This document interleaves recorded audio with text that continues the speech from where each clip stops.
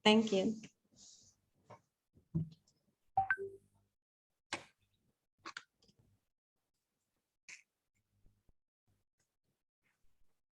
Udah bisa dimulai, Bu? Bisa, silakan. Izin, slide-nya udah tampil ya, Bu, di layar?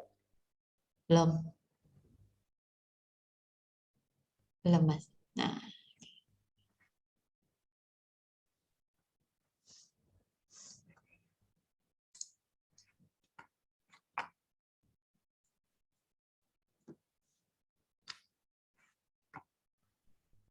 oke, sudah.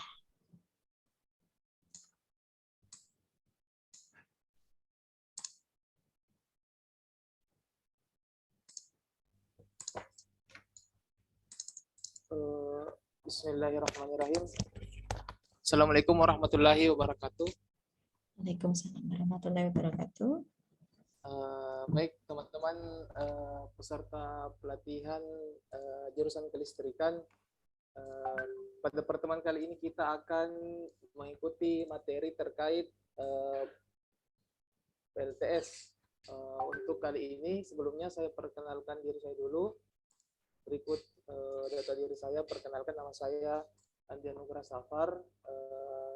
Saya tempat tanggal lahir saya di Kuningan tanggal 28 Mei 1998 dan beralamat di Kabupaten Bulukumba, Sulawesi Selatan. Instansi saya saat ini yaitu Balai Pelatihan Vokasi dan Produktivitas Bantaeng di bawah naungan Kementerian Ketenagakerjaan. Berikut kontak yang dapat dihubungi. Oke, kita lanjut teman-teman sekalian. Nah, sebelum kita memasuki sesi pembelajaran, izinkan saya dulu mengabsen teman-teman. Di antara teman-teman ini apakah ada yang tidak hadir? Hadir semua. Siap. Hadir semua. Siap. Kalau hadir semua, baiklah kita lanjut ke pelajarannya. Ya, sebelum itu, untuk memastikan teman-teman dapat mendengarkan materi dengan baik, pastikan dulu bahwa kondisi di sekitar tempat belajarnya dalam keadaan yang rapi dan bersih, tidak ada kendala, baik jaringan listrik maupun jaringan internet, serta jauhkan dari benda-benda yang berbahaya, agar teman-teman bisa mendapatkan materi dengan lancar dan cermat. Oke, kita lanjut ke materi selanjutnya. Nah, dari slide yang teman-teman lihat, nah apa yang terlintas di pikiran teman-teman melihat gambar tersebut? Ada pantai, kemudian jalanan, di sampingnya ada beberapa gedung dan rumah-rumah yang berjejer rapi. Nah, gambar tersebut ini adalah kekayaan alam yang dimiliki oleh baik Indonesia maupun negara-negara lainnya. Nah, ini juga berkaitan dengan materi yang akan kita bahas pada kesempatan kali ini, yaitu mengoperasikan PLTS fotovoltaik terpusat dengan sistem off grid. Berikut kode unit yang ada pada materi pada hari ini. Nah, berikut roadmap pelatihan teman-teman. Dari training need analisis yang kita lakukan, maka dihasilkanlah program pelatihan teknisi listrik tenaga surya off grid, di mana menghasilkan micro teaching yang kita lakukan pada hari ini. Oke. Nah, setelah mempelajari materi pada hari ini, teman-teman atau peserta pelatihan dapat yang pertama menjelaskan prinsip kerja dari PLTS System of Grid sendiri. Nah, yang kedua, menjelaskan peralatan atau komponen yang dibutuhkan dalam pengoperasian PLTS of grid sesuai dengan prosedur yang berlaku. Baik. Materi pertama yaitu sistem kerja PLTS. Nah, dari PLTS ini terbagi atas dua, PLTS off grid dan on grid, teman-teman.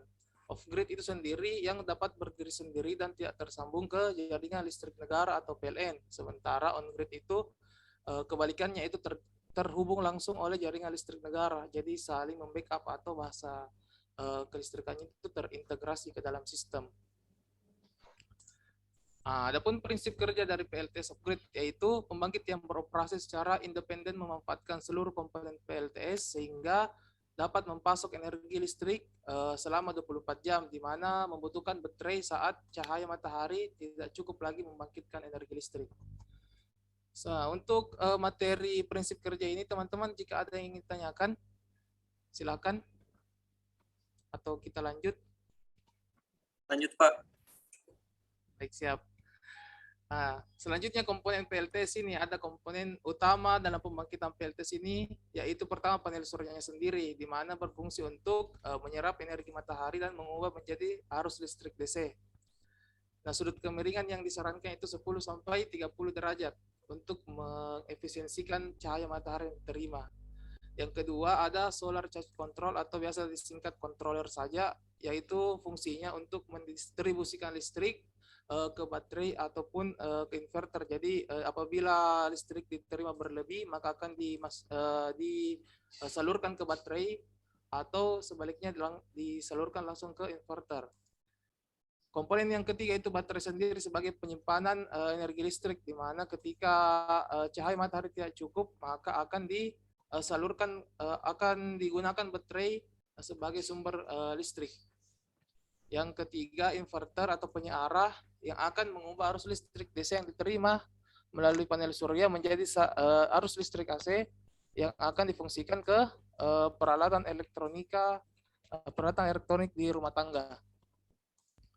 Nah, dari materi komponen PLTS ini, teman-teman, apakah ada yang ingin tanyakan?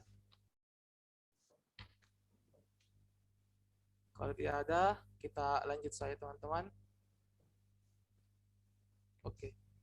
Silakan bertanya, teman-teman, kalau ada yang ingin tanyakan. Para peserta, jika ada yang ditanyakan, silakan. Jika tidak ada, kita lanjut. Kesimpulan pada materi kali ini yaitu yang pertama, prinsip kerja PLTS adalah sistem pembangkit tenaga surya yang digunakan secara independen tanpa terhubung dengan sistem kelistrikan lainnya. Adapun komponennya itu panel surya, solar charge controller, baterai, dan inverter. Nah, sebelum itu, coba saya review pemahaman teman-teman terkait materi hari ini. Silakan coba Mas Ashar bisa jelaskan prinsip kerja dari PLTS System of Grid. Baik, Pak. Terima kasih. Kalau menurut pemahaman saya yang saya tangkap dari pembahasan Bapak tadi, kalau PLTS System of Grid itu adalah PLTS yang dapat berdiri sendiri. Artinya dia tidak terintegrasi dengan PLN. Dia bisa memproduksi tegangan listrik sendiri. Ini seperti itu, Pak. Siap. Terima kasih. Bagus sekali. Terima kasih jawaban yang diberikan. Nah, selanjutnya ini teman-teman bisa mengerjakan kuis sebagai evaluasi pembelajaran pada hari ini. Silakan buka link berikut dan waktu pengerjaannya 3 menit.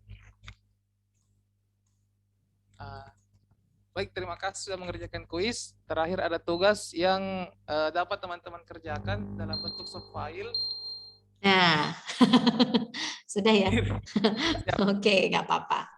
Ya, dibuka aja slide-nya. Oke, ditutup apa? Diakhiri, tetap diakhiri. Sebelum. Baik, terima kasih atas perhatian teman-teman peserta pelatihan. Semoga apa yang kami bagi dapat bermanfaat. Sekian, assalamualaikum warahmatullahi wabarakatuh. Waalaikumsalam warahmatullahi wabarakatuh. Nggak apa-apa, karena pertama ya. Jadi yang selanjutnya mungkin lebih dipersingkat lagi penjelasannya. 7 menit itu ternyata cepat sekali ya, yang sudah merasakan. Rasanya kayak dikejar apa gitu ya. Oke. Selanjutnya.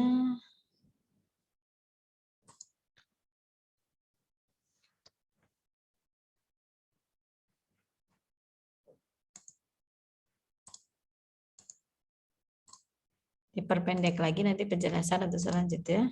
Jadi biar ini semuanya. Materinya mungkin 1 slide mungkin kalau seperti itu ya. 1 slide atau 2 slide, nggak apa-apa. Yang kedua, sekarang nanti yang ditunjuk sebagai penilai tadi silakan berkoordinasi dengan yang presenter ya. Yang kedua adalah Mas Berlios. Ya, Bu. Izin share screen, Bu. Ya, silakan.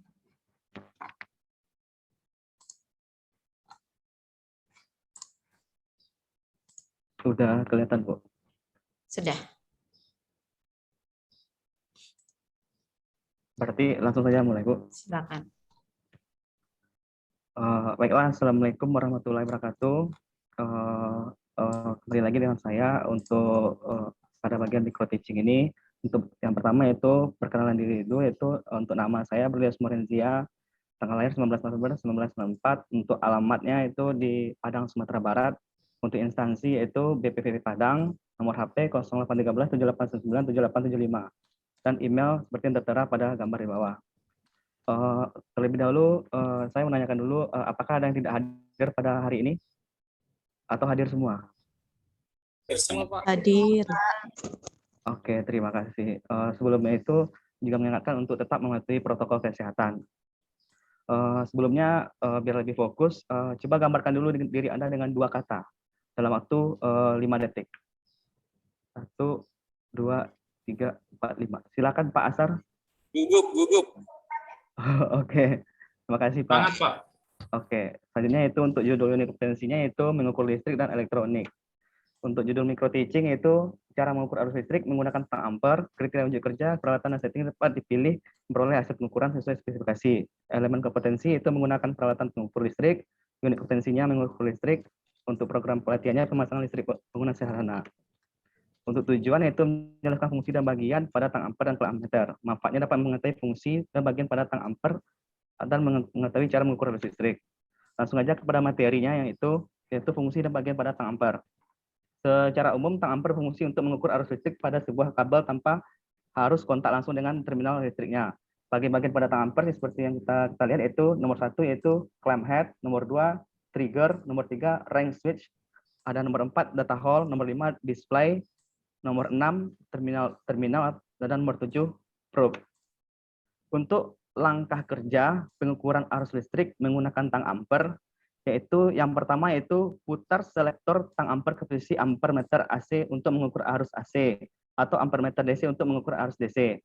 Tekan trigger untuk membuka rahang atau menjepit tang ampere. Posisikan konduktor yang akan diukur di antara rahang dan tang ampere.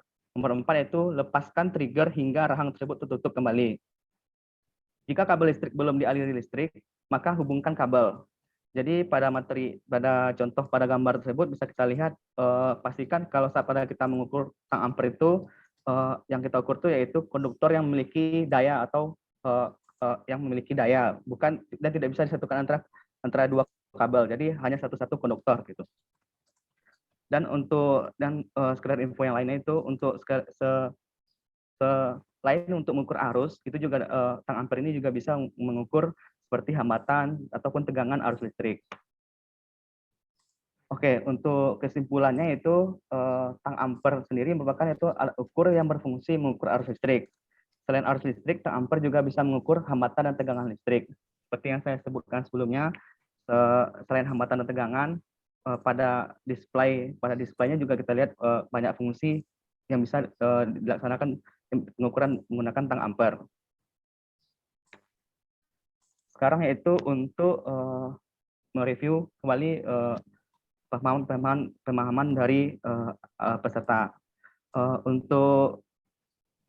Silakan untuk Bang Sultoni bisa jelaskan salah satu fungsi dari tang ampere untuk mengukur apa? Fungsi tang ampere untuk mengukur arus, Pak. Oke, siap. Terima kasih Mas Sultoni.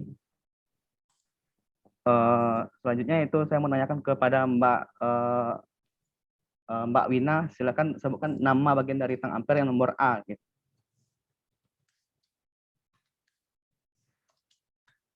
Yang arah. Iya, terima kasih Mbak. Ya. Oke, mungkin langsung saja untuk evaluasi itu 1 menit, yaitu nanti saya akan memberikan soal evaluasi yang nanti akan saya tampilkan. Silakan dikerjakan dalam waktu 1 menit.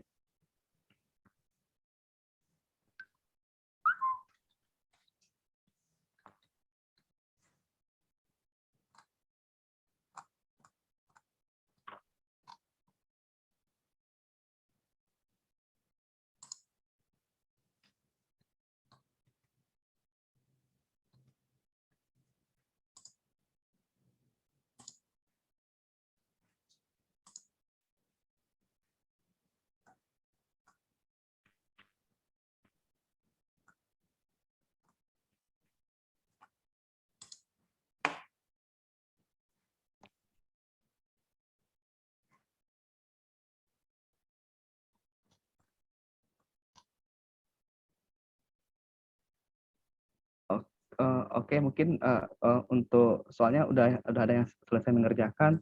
Balik lagi kita ke slide-nya, yaitu selanjutnya itu untuk tugas tambahan. Silakan buat rangkuman dari berbagai mengenai perbedaan antara tang ampere analog dan tang ampere digital, seperti kelebihan dan kekurangan, fungsi, langkah kerja pengukuran, dan tugas dibuat dalam soft copy dan dikumpulkan pada pertemuan berikutnya. Apakah yang lain bisa mengerti untuk tugas tambahannya? Bisa, Pak. Oke, terima kasih, Mbak. Mungkin sekian dari presentasi untuk micro teaching pada kali ini, yaitu mengenai cara mengukur arus listrik menggunakan tang ampere atau klameter. Sekian dari saya. Assalamualaikum warahmatullahi wabarakatuh. Waalaikumsalam warahmatullahi wabarakatuh. Oke. Ya, bisa ya, tapi kayak mau dikejar itu ya. Ya, yang lainnya bisa lebih ini slow tapi mencapai ya, ini tapi udah mencapai. Oke. Lanjut sebentar. Yang penting tahu lah langkah mengajarnya dulu di sini. Selanjutnya Mas David. Izin share-kan, Bu. Silakan.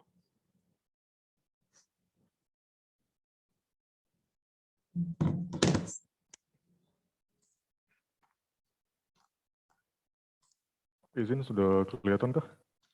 Iya, sudah. Sudah. Oke, terima kasih. Oke, selamat pagi.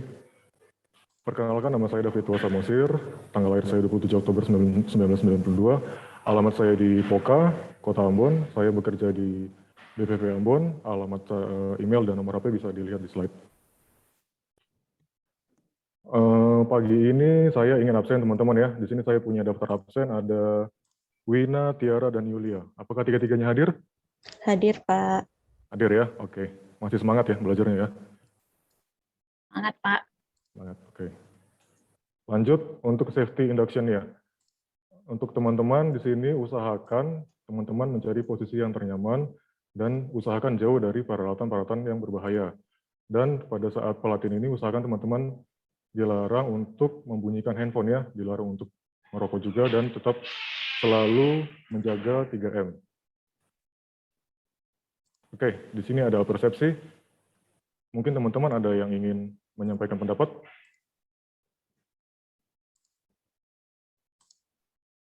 Oke, kalau tidak ada, saya jelaskan persepsinya. Di sini ada 3 orang anak kecil, yang satu badannya lumayan besar, yang satu normal, dan yang satu agak kurus. Di sini yang mempengaruhi adalah makanan. Jadi berat badan kita itu tergantung dari seberapa banyak makanan yang kita masukkan ke dalam tubuh. Begitu pula halnya dengan pelajaran yang akan kita pelajari saat ini, yaitu tentang mengenai mengukur tegangan untuk catu daya di PLC. Oke, lanjut. Ini adalah judul materi kita hari ini, yaitu cara menyesuaikan tegangan catu daya utama dengan kebutuhan tegangan catu daya PLC menggunakan multimeter. Judul unit kompetensinya mengoperasikan program logic controller, kode unit C282900501. Untuk pelatihan sendiri, itu dimulai dari training need analysis, kemudian masuk ke program pelatihan kita, yaitu program pengoperasian instalasi kontrol industri berbasis PLC, kemudian unit kompetensinya mengoperasikan PLC, elemen kompetensinya mengoperasikan PLC, untuk KUK-nya adalah tegangan catu daya utama disesuaikan dengan kebutuhan tegangan catu daya PLC, dan untuk judul materi hari ini adalah cara menyesuaikan tegangan catu daya utama disesuaikan dengan kebutuhan tegangan catu daya PLC menggunakan multimeter. Untuk tujuan dan manfaat sendiri, tujuan pelatihan kita hari ini adalah para peserta mampu menjelaskan pengertian tegangan catu daya kepada instruktur dan peserta pelatihan dengan tepat. Yang kedua, menjelaskan cara menyesuaikan tegangan catu daya utama dengan kebutuhan tegangan catu PLC menggunakan multimeter dalam mengoperasikan PLC sesuai prosedur pengerjaan pengoperasian. Untuk manfaatnya sendiri, peserta pelatihan diharapkan dapat menyesuaikan tegangan catu daya utama dengan kebutuhan tegangan catu PLC menggunakan multimeter dalam mengoperasikan PLC sesuai prosedur pekerjaan pengoperasian. Kita masuk ke materi inti, catu daya. Di sini adalah gambar fisik catu daya. Catu daya itu apa? Pengertiannya adalah suatu peralatan listrik yang fungsinya untuk menyediakan energi listrik. Alat ini juga bisa mengolah energi sebelum listrik dialihkan ke dalam perangkat elektronik. Alat semacam ini sangat dibutuhkan ya teman-teman, terutama kalau kita ingin mengoperasikan PLC. Karena PLC ini membutuhkan tegangan khusus, yaitu tegangan DC yang diperoleh dari sumber daya catu daya. Fungsi dari catu daya sendiri adalah untuk menyuplai atau memberikan arus listrik yang akan dirubah dari tegangan bolak-balik atau AC menjadi tegangan arus arah. Kemudian tegangan searah ini akan disalurkan ke perangkat PLC sehingga komponen yang ada di dalam PLC dapat bekerja dengan baik ya. Kemudian, kenapa penting untuk dilakukan pengukuran dan penyesuaian tegangan catu daya sebelum mengoperasikan PLC? Yang seperti saya bilang tadi, PLC itu membutuhkan tegangan DC sebesar 24 volt. Jadi kalau kita tidak mengukur tegangan catu daya yang kita berikan ke PLC, misalnya dia tegangannya itu di bawah 24, maka PLC tidak bisa bekerja. Sedangkan kalau tegangannya di atas 24 volt, maka itu bisa merusak PLC itu sendiri ya. Makanya di sini sangat penting aspek krusial untuk mengukur tegangan catu daya sebelum mengoperasikan PLC. Lalu, bagaimana cara kita untuk mengukur dan menyesuaikan tegangan catu daya? Dengan menggunakan multimeter. Di sini kita akan menggunakan multimeter analog.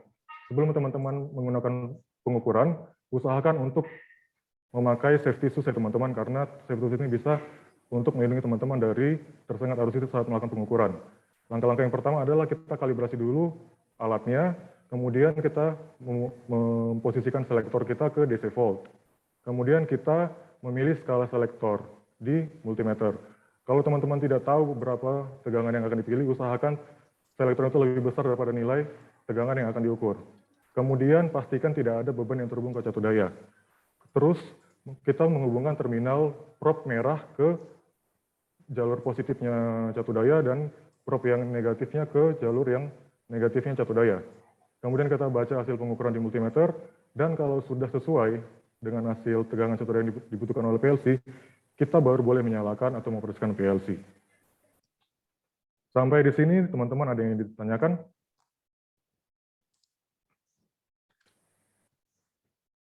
Nggak ada, Pak. Oke, saya kira jelas ya. Kesimpulannya, catu daya merupakan sebuah peralatan listrik yang berfungsi untuk menyuplai atau memberikan arus listrik ke perangkat elektronik. Kemudian melakukan pengukuran tegangan catu daya utama sebelum mengoperasikan PLC menjadi poin yang sangat penting dan krusial agar kebutuhan tegangan catu daya PLC itu sesuai dan tidak merusak PLC itu sendiri. Kita review ulang pemahaman teman-teman mengenai materi hari ini. Saya ingin bertanya ke Mbak Wina. Mengapa penting dilakukan mengukur dan menyesuaikan tegangan catu daya utama dengan kebutuhan tegangan catu daya PLC? Ya Pak, saya izin menjawab. Jika tegangannya kurang dari 24, maka PLC-nya tidak bisa nyala, dan jika di atas 24 dapat merusak PLC-nya, Pak. Oke, jadi Mbak Wina paham ya. Terima kasih jawabannya. Kemudian teman-teman, di sini kita ada evaluasi pembelajaran. Teman-teman bisa mengakses link di slide. Nanti di slide ini ada 5 soal. Teman-teman boleh mengerjakan dalam waktu 1 menit.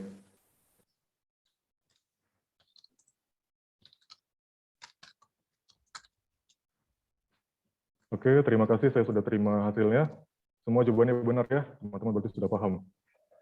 Kemudian untuk tugas tambahan, di sini teman-teman saya minta untuk membuat rangkuman dari berbagai sumber mengenai pengertian dan fungsi-fungsi dan tipe-tipe catu daya. Nanti tugas ini teman-teman kumpulkan melalui nomor WhatsApp saya tadi yang ada di slide pertama ya. Ada yang ingin ditanyakan melalui tugas tambahan? Pak. Tidak ada ya? Oke, terima kasih. Oke, cukup sekian materi kita hari ini. Saya ucapkan terima kasih. Selamat pagi. Oke. Terima kasih.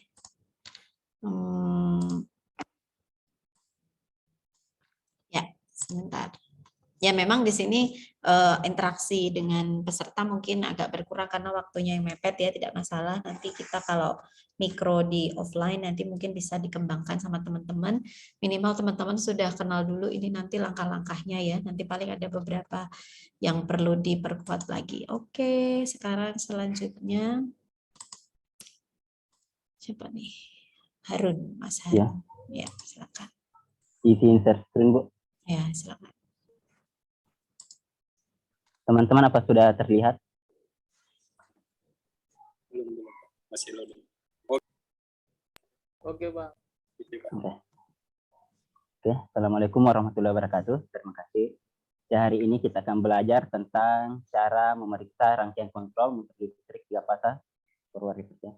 Adapun biodata pribadi saya namanya Harun, tempat lahir 8 April 93, alamat sekarang Jalan Poros Bantaeng, Bulukumba, Kecamatan Pajukuka, dan instansi kerja sekarang BPPT Bantaeng. Dan pun HP dan email bisa dilihat di bawah ini. Ya, sudah tertera. Oke. Sebelum memasuki materi, apakah teman-teman semua hadir? Ada yang tidak hadir? Hadir semua, Pak. Hadir semua ya. Ya, lanjut. Ya. Adapun ya induction yang harus kita taati sebelum di kelas ini, yaitu pastikan listrik aman dan tetap menjaga protokol kesehatan dengan anjuran pemerintah, dan diusahakan jangan ada yang main gadget dan tidak merokok ya. Teman-teman semua, apakah ada yang tahu alat ini apa atau perlu lihatnya? Muhammad Asar mungkin? Alat angkat mungkin, Pak. Apa ini? Ya, saya jawab ya, bantu jawab ya teman-teman.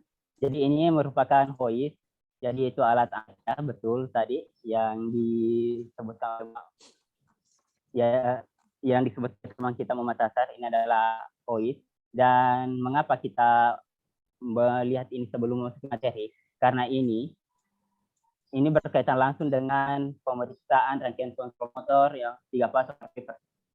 Jadi pemeriksaan rangkaian kontrol motor listrik 3 fasa forward reverse itu salah satunya digunakan pada alat yang tadi, yaitu hoist. Terus adapun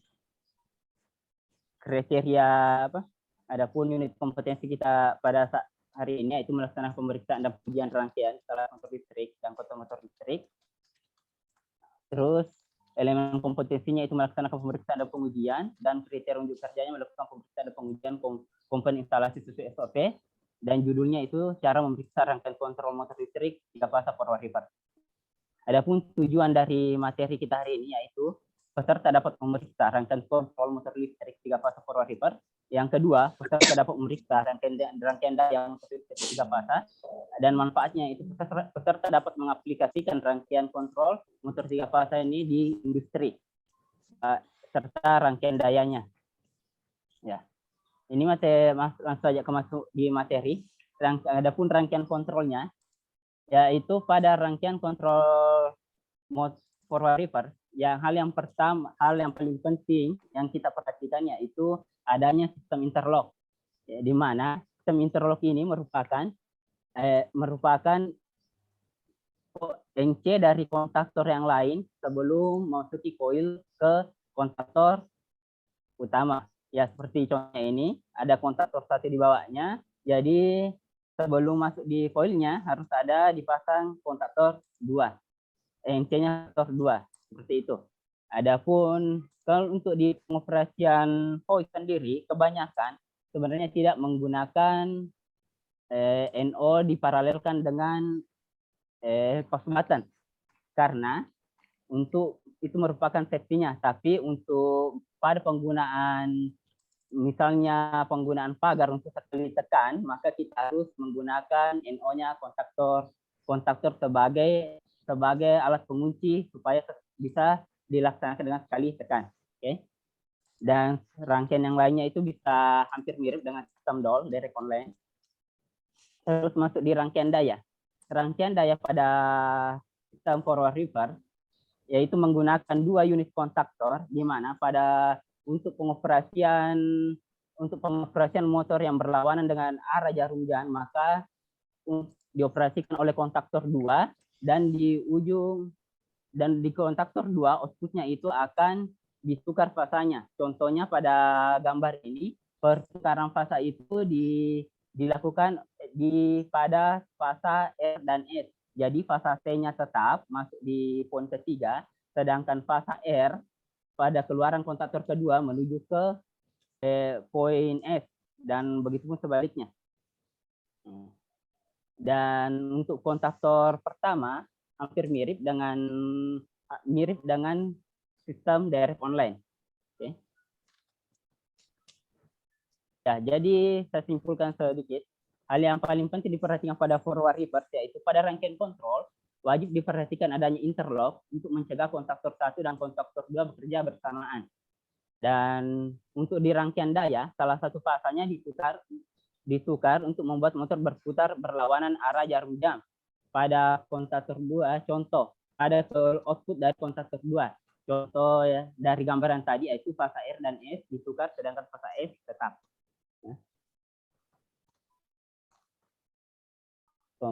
Ya, untuk teman-teman sendiri, apa ada yang bisa menjelaskan tentang rangkaian daya motor listrik 3 fase forward reverse seperti yang saya jelaskan tadi? Muhammad Asad bisa membantu mungkin? Ya, terima kasih Pak. Saya mungkin jawab yang nomor 2 Pak ya, yang interlock Pak. Kalau interlock menurut saya tadi, menurut pemahaman saya tadi Pak, itu sebagai pengunci Pak. Jika kita memerlukan sekali tekan, maka kita gunakan interlock. Mungkin seperti itu Pak. Terima kasih. Oh ya, terima kasih atas jawabannya Muhammad Asad. Ya, jadi terus lanjut ya. 3 menit. Terus evaluasi pembelajarannya saya akan perlihatkan nanti, terus dikerja selama 3 menit dan langsung dikumpulkan ya. Adapun evaluasi pembelajarannya nanti saya akan bagikan setelah selesai materi ini. Terus tugas tambahannya yaitu peserta sekalian merangkum dari berbagai sumber mengenai prinsip kerja rangkaian kontrol motor listrik 3 fase forward reverse. Ini dibuat dalam copy dan dikumpulkan pada pertemuan berikutnya. Ya, sampai di sini apa ada ingin ditanyakan teman-teman sekalian? Cukup Pak. Ya. Kalau cukup saya kira cukup sekian. Terima kasih atas pengertiannya. Nanti tugasnya akan dikirim ya dan langsung di follow up sama peserta. Oke. Terima kasih. Assalamualaikum warahmatullahi wabarakatuh. Waalaikumsalam warahmatullahi wabarakatuh. Oke, terima kasih. Selanjutnya. Oke. Ke Jerianto, AKB. Ya. Baik, izin share screen Bu. Ya, silakan.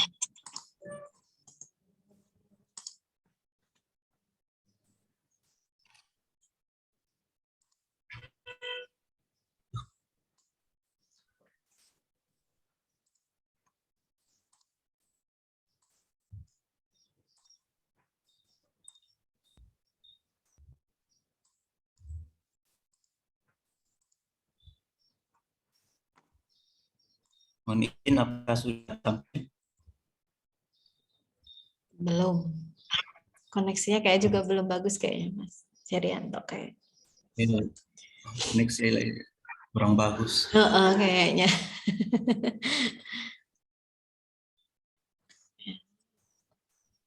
Di kantor tapi atau di mana? Nah, sudah.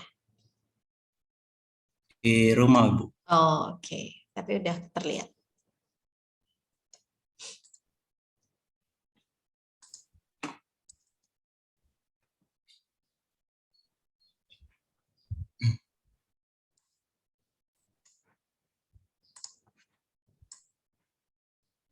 Oke, baik. Selamat pagi teman-teman. Bagaimana keadaannya semua? Apakah semua dalam keadaan yang sehat? Sehat Pak. Sehat Pak. Baik. Ya, sebelum memulai aktivitas pembelajaran kita pada pagi hari ini, alangkah baiknya kita awali dulu dengan berdoa terlebih dahulu, sesuai dengan agama dan percayaan kita masing-masing. Doa dimulai. Selesai. Baik. Sebelum mulai pembelajaran, saya perkenalkan diri terlebih dahulu. Nama saya Jerianto AKB, kelahiran 15 Juli 1988, alamat saat ini di Jalan Jenderal Ahmad Yani, Kabupaten Majene, Sulawesi Barat. Dari instansi UPTD BLK Majene. Kemudian untuk nomor HP, seperti yang teman-teman lihat, silakan dihubungi jika ada yang mau didiskusikan atau ada pertanyaan. Nomor HP juga ini merupakan nomor WA saya. Jadi silakan jika ada yang ditanyakan. Kemudian selanjutnya saya akan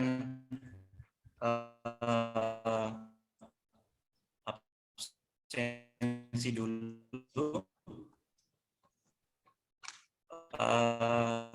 Teman-teman semuanya apakah hadir? Hadir, Ya, Pak. hadir ya. Terima kasih. Lanjut.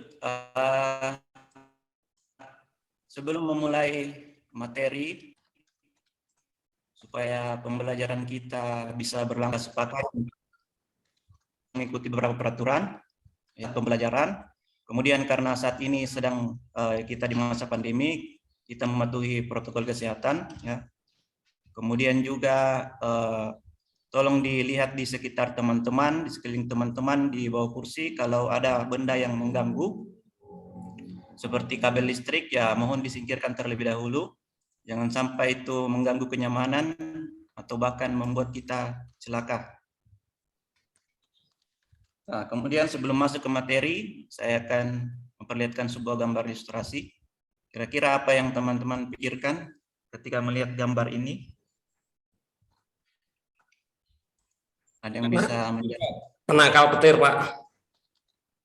Ya, terima kasih Pak Muhammad Saki. Jadi ini merupakan suatu gambar ilustrasi tentang sebuah rumah yang memiliki suatu proteksi penangkal petir.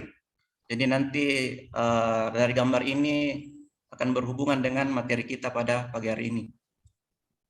Baik, materi kita pada pagi hari ini dengan judul cara mengukur resistansi pembumian. Nah, resistansi pembumian ini merupakan bagian dari judul unit kompetensi, yaitu melaksanakan pembangunan dan pemasangan rangkaian penangkal atau penangkap petir. Nah, kemudian roadmap dari topik kita itu dimulai dari analisis kebutuhan pelatihan, kemudian masuk ke dalam program pelatihan teknisi instalasi listrik, sampai terakhir kita dapat topik yaitu bagaimana cara mengukur resistansi pembumian. Kemudian tujuan dari pembelajaran kita pagi hari ini yaitu yang pertama yaitu peserta kompeten dalam mengukur resistansi pembumian sesuai dengan standar persyaratan umum instalasi listrik tahun 2000 ya. Kemudian manfaatnya peserta pelatihan dapat memahami cara pengukuran resistansi pembumian sebelum memulai pembangunan dan pemasangan rangkaian penangkal atau penangkap petir. Nah, kemudian kita masuk ke dalam cara pengukuran resistansi pembumian. Sebelum kita masuk, kita harus tahu dulu pengertian pengukuran tahanan pembumian. Pengukuran tahanan pembumian adalah suatu prosedur mengukur nilai resistansi pembumian karena besarnya resistansi bumi sangat penting untuk diketahui sebelum dilakukan pembumian dalam sistem pengaman pada instalasi penangkal petir. Nah, saya garis bawahi kenapa sangat penting, jawabannya ada di slide selanjutnya. Nah, penting untuk diketahui karena ini merupakan manfaat dari pengukuran tahanan pembumian. Kita bisa mengetahui efektivitas material tanah di mana pembumian akan dipasang. Jadi di materi sebelumnya kita sudah membahas tentang teori mengenai pemasangan dan pembangunan penangkal petir. Di situ dijelaskan tentang material tanah yang tentunya setiap tanah punya material yang berbeda-beda sehingga mempengaruhi tahanan jenis dari tanah tersebut. Kemudian bagaimana cara mengukur resistansi pembumian? Di sini ada dua gambar, yang sebelah kiri ada layout pengukuran tahanan pembumian. Kemudian yang di sebelah kanan ada alat ukur dengan fungsi dari masing-masing komponen pada alat ukur tester. Kemudian langkah-langkahnya itu pertama tentunya menyediakan dulu alat ukurnya. Kemudian yang kedua menancapkan elektroda bantu sebanyak 2 buah dengan jarak masing-masing 5 meter. Jadi elektroda bantu ini 2, yang ini dengan yang ini jaraknya sekitar 5 meter. Kemudian yang ketiga menyambungkan kabel teslet. Teslet itu ada 3, ada yang warna hijau, kuning dan merah, masing-masing dihubungkan dengan kontaktor dengan grounding bantu atau elektroda bantu ya. Kemudian jaraknya sekitar 5 sampai 10 meter. Antara elektroda bantu jaraknya 5 meter dengan elektroda bantu dan grounding utama itu sekitar 10 meter. Kemudian setelah melakukan pengkabelan, kemudian kita melakukan pengaktifan selektor R tester di posisi res 20 ohm. Kemudian baru kita bisa membaca hasil pengukuran. Kemudian selanjutnya bila hasil pengukuran di bawah 5 ohm atau sama dengan 5 ohm, maka pengukuran telah sesuai dengan standar PUI 2000. Nah, kesimpulan, pengukuran resistansi adalah suatu prosedur mengukur nilai resistansi dari pembumian karena besarnya tahanan bumi sangat penting untuk diketahui sebelum dilakukan pembumian dalam sistem pengaman pada instalasi penangkal petir. Yang kedua, manfaat pengukuran resistansi pembumian adalah untuk mengetahui efektivitas material tanah di mana pembumian akan dipasang. Ketiga, langkah-langkah pengukuran perlu dilakukan secara cermat dan tepat supaya kita bisa mendapatkan nilai resistansi yang tepat sesuai dengan standar pemasangan instalasi penangkal petir. Nah, kemudian lanjut, saya akan mereview tentang materi kita yang sudah kita bahas tadi. Mungkin ada yang bisa menjawab. Yang pertama, bagaimana pengertian dan manfaat pengukuran resistansi pembumian? Ada yang bisa menjawab? Mas Perlindungan mungkin, Bang Perlindungan. Manfaat yang nomor 1, manfaatnya agar kita mengetahui tahanan pembumian. Jadi semakin kecil tahanannya, semakin baik kualitas penyaluran pembumian. Oke, baik. Sudah 7 menit lebih ya, Mas. Oke, Mas Jerry, nggak apa-apa. Coba slide-nya dilanjut aja, itu evaluasi selanjutnya. Selanjutnya, Mas. Di play nggak apa-apa. Ya. Lanjut Selanjutnya, enggak, slide-nya Oh, aja. ya. Slide-nya aja. Oke, ya. Oke, ya, sudah, silakan ditutup.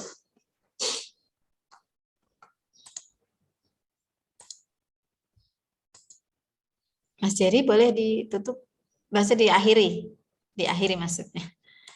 Kan tadi udah Oke.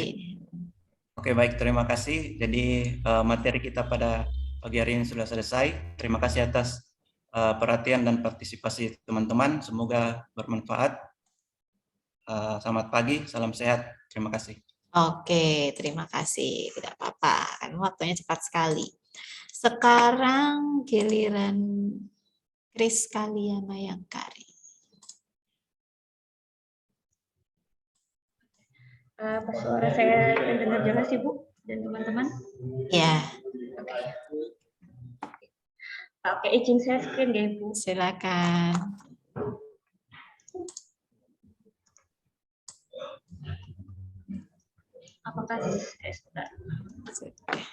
Apakah sudah terlihat? Sudah. Saya share.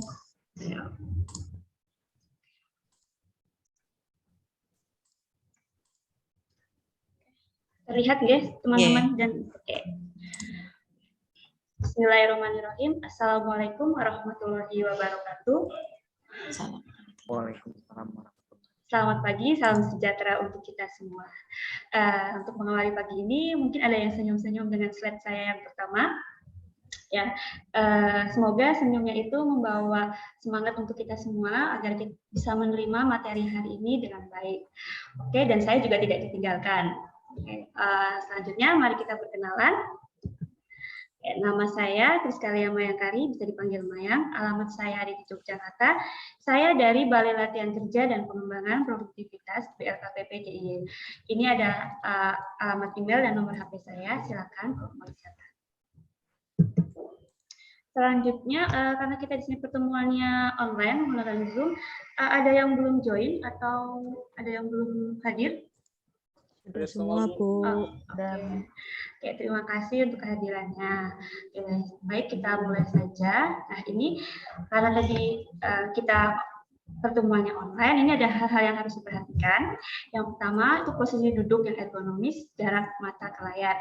Untuk teman-teman peserta yang sedang rebahan, ayo kita duduk biar lebih fokus untuk menerima materi. Kemudian selanjutnya untuk bahaya kelistrikan juga ini, untuk steker yang tumpuk-tumpuk bisa dibenarkan.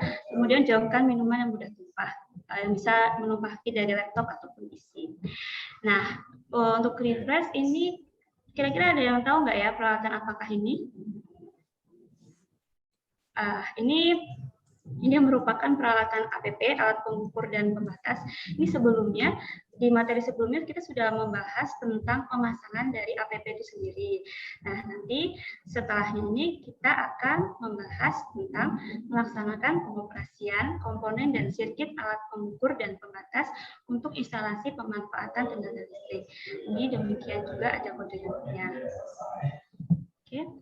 Nah, dari program pelatihan yang kita ikuti sekarang ini adalah pemasangan instalasi listrik bangunan yang didapatkan dari analisis kebutuhan pelatihan TNA. Unit kompetensinya tadi yang depan, dan elemen kompetensinya adalah melaksanakan pengoperasian. Pengoperasian di sini sesuai dengan standar atau petunjuk pengoperasian.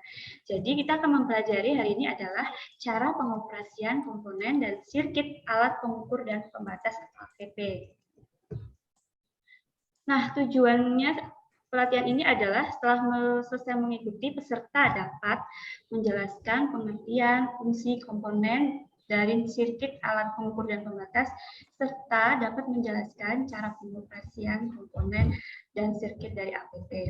Manfaatnya, ini dapat menambah ilmu pengetahuan tentang komponen dan sirkuit APP itu sendiri, serta meningkatkan kemampuan dalam mengidentifikasi dan cara mengoperasikan dari APP. Nah, ini untuk menambah pengetahuan kita yang mungkin sebelumnya sudah jelas dan mau memperjelas, ataupun yang belum tahu menjadi lebih tahu. Ini adalah APP, alat pengukur atau pembatas.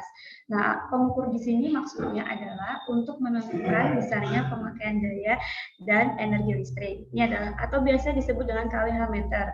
Kemudian pembatas yang dimaksud adalah untuk membatasi besarnya arus yang mengalir ke instalasi listrik. Nah, ini atau biasa disebut dengan MCB, mini circuit breaker. Fungsi dari APP ini sendiri adalah membatas daya listrik sesuai dengan kontrak PLN dan pelanggan. Kemudian mencatat daya yang dipakai, energi listrik yang digunakan. Dan yang ketiga, saklar utama pemutus aliran listrik bila terjadi kelebihan pemakaian atau short circuit. Oke, sampai sini ada yang mau ditanyakan tentang fungsi dan pengertian? Lanjut, Bu. Oke, sudah jelas ya. Baik, kita lanjutkan. Nah, materi hari ini adalah pengoperasian. Tapi sebelum kita melakukan pengoperasian, ada hal-hal yang harus kita lakukan, yaitu final check. Yang pertama, kita mengecek kembali wiring dari pemasangan APP, pengecekan fisik dari kabelnya, dari pemasangan posisi APP-nya, dan MCB-nya. Kemudian yang kedua, pengujian tegangan. Sumber tegangan yang digunakan adalah AC. Ini kita uji dulu menggunakan alat ukur multimeter. Ini bisa analog atau digital dengan sektor AC voltage. Diukur berarti 220 volt sesuai dengan standar yang ada di Indonesia. Yang ketiga, pengujian polaritas pada input, ini sambungan rumah dan MCB. Ini menggunakan ohmmeter juga, multimeter. Jadi prosedurnya, kabel dari terminal netral yang ke terminal pembuian itu diputus dulu. Kemudian multimeternya, ini yang probe merah dihubungkan ke terminal netral PHB, dan yang hitam ini dihubungkan ke penghantar netral di APP. Ini diulangi lagi langkah ini sampai mendapatkan hasil untuk penghantar yang lain. Oke, selanjutnya apabila final check ini sudah dilakukan dan hasilnya baik, maka kWh meter atau APP ini bisa dioperasikan dengan meng-on-kan MCB. MCB ini seperti saklar on-off. Jadi untuk menghidupkan kita itu menggeser tuas ke posisi on atau yang ada tanda stripnya. Apabila kita akan meng-off-kan, kita tinggal tarik tuasnya ke posisi yang ada angkanya. Nah, setelah sudah di-on-kan, cek kembali tegangan dan arus yang ada di rangkaian instalasi. Jadi dari PHB itu kita cek tegangan sumbernya kita cek dulu tegangan yang ada di komponen instalasi itu. Apabila tegangannya itu sama dengan tegangan sumber yang tadi kita sudah cek, berarti APP itu sudah berfungsi dengan baik. Nah, itu adalah cara-cara untuk pengoperasian dari APP. Nah, sampai pengoperasian ini ada yang ditanyakan untuk langkah-langkahnya, pengujiannya? Belum ada, Ya, Bu, Bu. sudah cukup jelas. Oh, ya, oke. Kalau sudah jelas, mari kita langsung ke kesimpulan. Ini saya simpulkan dari materi hari ini. Alat pengukur dan pembatas. Jadi APP itu alat pengukur dan pembatas. Pengukur itu adalah kWh meter untuk mencatat energi. Pembatas ini adalah untuk membatasi arus listrik yang mengalir di instalasi LCB, ini circuit breaker. Kemudian untuk cara pengoperasian dari APP, hal yang pertama dilakukan adalah final check.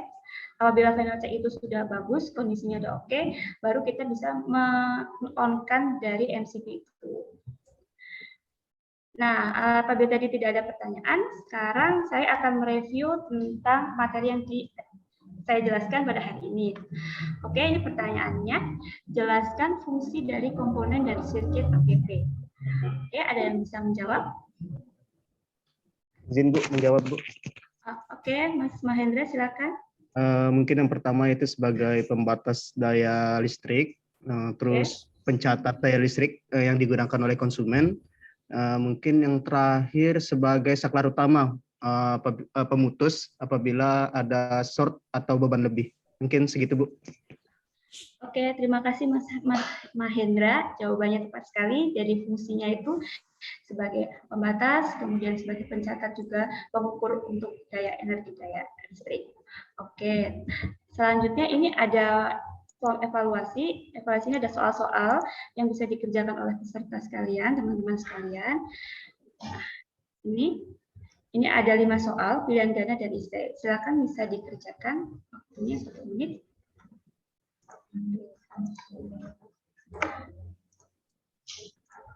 Sudah, kita kembali lagi ke slide.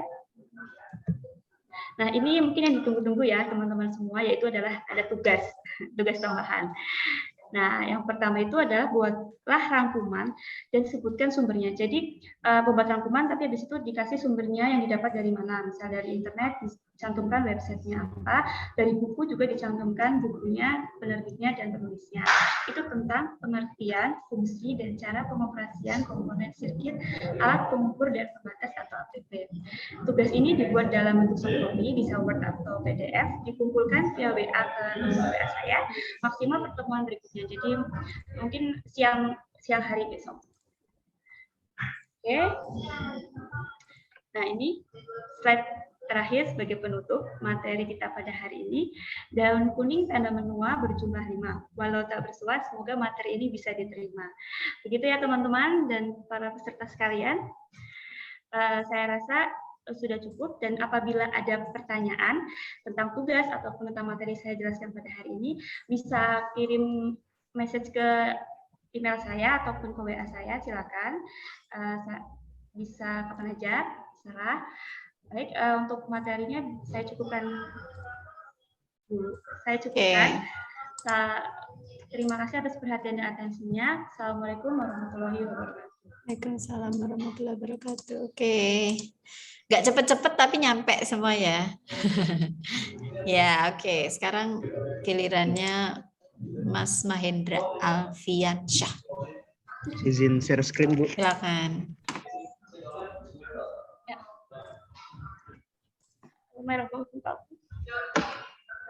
Terlihat ya Bu? Iya, terlihat. Baik. Bismillahirrahmanirrahim. Assalamualaikum warahmatullahi wabarakatuh. Waalaikumsalam. Baik teman-teman, kita berjumpa di pertemuan pada hari ini, menindaklanjuti pertemuan yang sebelumnya. Sebelum masuk ke materi, saya ingin memperkenalkan diri dulu. Nama saya Mahendra Alfiansyah, lahir 10 Mei tahun 97, alamat tinggal sekarang di BTN Karangdima, Sumbawa Besar, instansi UPTD Lokal Latihan Kerja Kabupaten Sumbawa. Dan teman-teman bisa melihat pada slide ada nomor HP dan email apabila ada yang teman-teman ingin tanyakan terkait materi kita pada hari ini atau di luar materi. Baik, selanjutnya.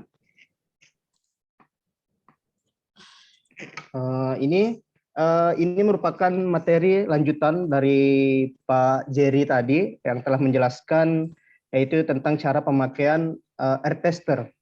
Nah, kalau di sini kita akan membahas yaitu terkait cara memastikan status kesiapannya.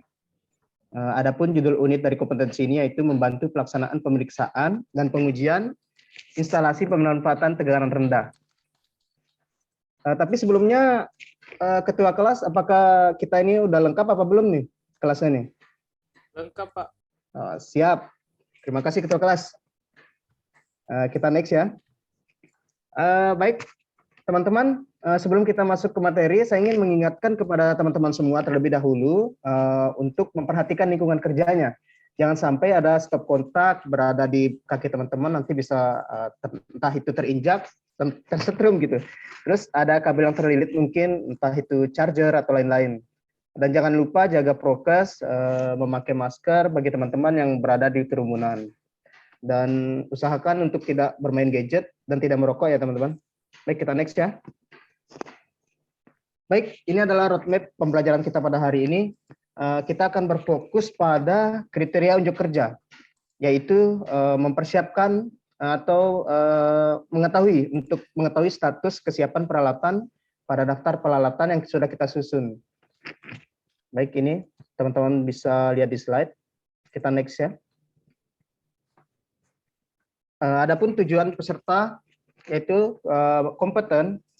Yang pertama, menjelaskan dan menyampaikan apa saja status kesiapan peralatan pada daftar peralatan pemeriksaan dan pengujian kepada pemeriksa dan penguji.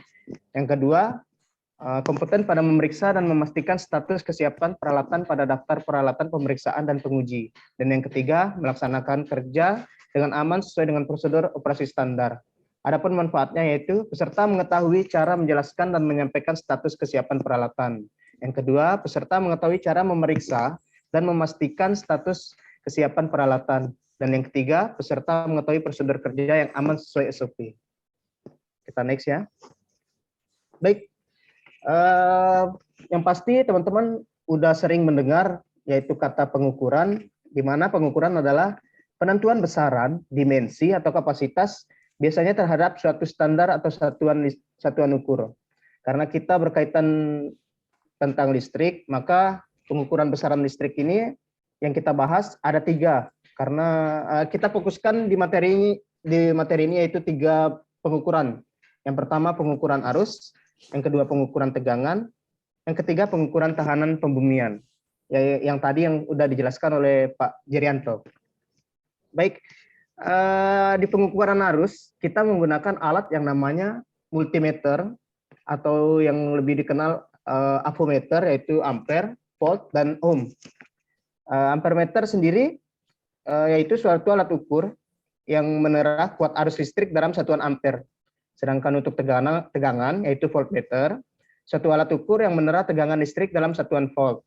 Dan yang ketiga, air tester adalah sebuah alat pengukur yang digunakan untuk mengukur nilai resistansi atau tahanan dan grounding. Mungkin ada pertanyaan dari pengertian teman-teman? Udah jelas ya? Bagaimana Mas Asar? Jelas? Jelas, Pak. Jelas, Pak. Oke, mantap. Kita next. Baik, di sini ada persiapan pengukuran arus dan tegangan. Kebetulan saya ada bawa ininya nih. Ada alatnya. Teman-teman bisa lihat pada layar. Yang pertama, sebelum melakukan pengukuran, pastikan sumber tegangan dalam keadaan off. Jadi pastikan catu daya itu tidak teraliri arus listrik. Yang kedua, nyalakan multimeter, arahkan ring selektor pada pengukuran ohm. Lihat pada layar jika kedua probe dihubung singkat. Bentar, saya peragakan. Maka pada display akan menunjukkan angka 0. Baik, dapat dilihat ya teman-teman, jelas ya? Kita arahkan ke ohm. Mana ohmnya? Oke. Lalu kedua probe dihubung singkat.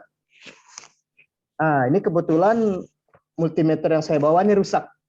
Jadi kita pastikan alat yang kita gunakan untuk pengujian dan pemeriksaan, yaitu multimeter ini tidak siap digunakan.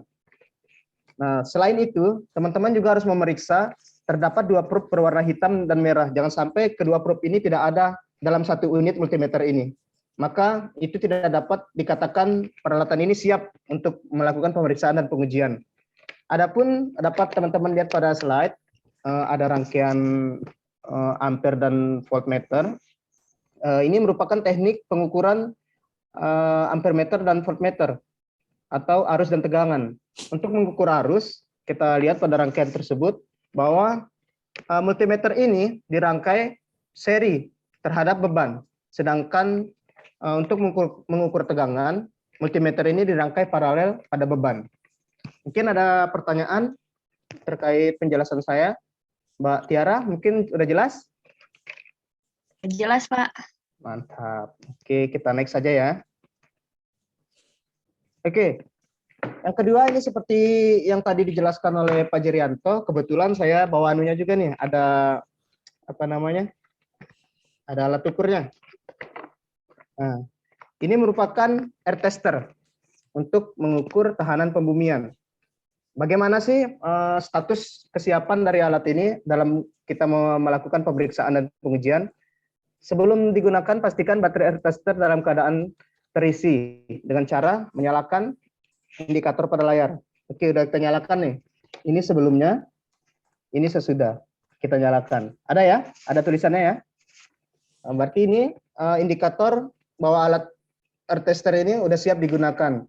Selain kita mengecek kesiapan baterai, adapun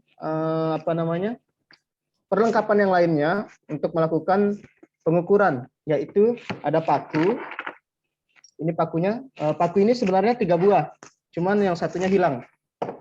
Terus ada probe yang berwarna merah, kuning, dan hijau. Ini harus lengkap. Apabila tidak ada salah satu, maka kita tidak bisa melakukan skema pemeriksaan dan pengujian. Mungkin ada yang ditanyakan terkait tentang air tester, Mas Zaki? Jelas ya? Cukup, Pak. Cukup jelas. Oke, siap. Kita next. Baik. Adapun kesimpulan yang saya dapatkan, yaitu yang pertama, pengukuran listrik bertujuan untuk mengetahui, menilai, dan atau menguji besaran listrik. Yang kedua, alat yang digunakan untuk mengukur arus dan tegangan adalah multimeter. Alat yang digunakan untuk mengukur tahanan pembumian adalah air tester. Yang keempat, multimeter maupun air tester dikatakan siap digunakan ketika baterai dalam kondisi baik, dapat dibuktikan dengan indikator pada layar dapat menyala. Dan yang kelima, pastikan perlengkapan multimeter dan air tester dalam keadaan lengkap. Next. Baik. Saya akan mereview pemahaman teman-teman. Mungkin ada yang bisa menjelaskan soal yang saya tampilkan di slide. Silakan.